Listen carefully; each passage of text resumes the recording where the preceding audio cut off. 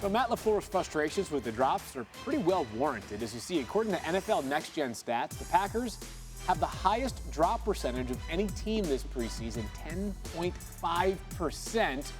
So, Swagu, let me ask you, how much concern do you have for the Packers at this point?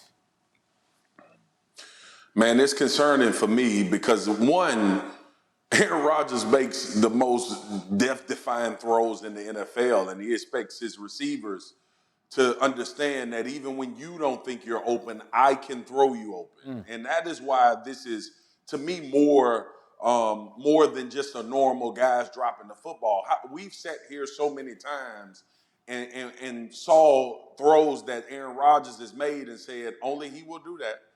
And for us, for the normal human, that's putting the ball in harm's way. For him, that's just a Sunday occurrence. So for these young guys to not only understand that, but to understand how important it is in the way that they play football in Green Bay. I do think Aaron Jones and obviously Dillon will be successful out of the backfield. I do believe that the short intermediate game will have success, but we're talking about those plays that Davante Adams understood about Aaron Rodgers. Those plays in crunch and critical times in the game where he's going to throw you the ball even though you don't have separation on the guy that's defending you and expect you to make plays. So I think it's a big thing with the drops. If we were like we could talk about dropping the ball on a crossing route when a guy's trailing you or over route when a guy's trailing you. We can go crazy about that and lose our minds. But the degree of difficulty in which sometimes you're going to have to make catches based on how Aaron Rodgers and his ability to throw the ball unlike anybody else in spots, these guys got to start making plays and get on rapport early because that is how Aaron Rodgers has thrived in this league for so long.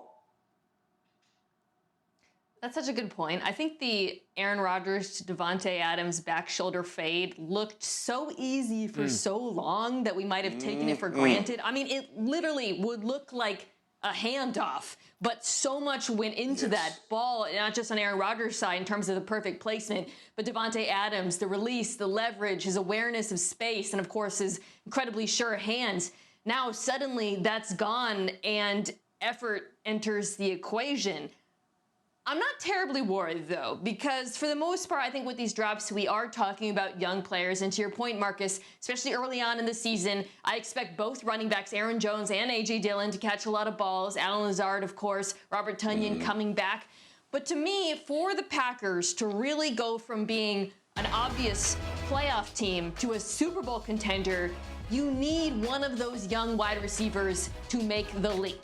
I have loved watching Romeo Doubs this preseason. Speaking of releases, oh my God, that guy off of the line is incredible. Really impressed. His ability to stack receivers, his ability to separate. However, if he doesn't have sure hands, none of that's going to matter. So it is really important, I think, more so on the margins than it is to whether or not this Packers team is going to be, felled by these drops. Well, maybe it'll be the backs catching more balls than in the past. Even today, Matt LaFleur said that Aaron Jones, AJ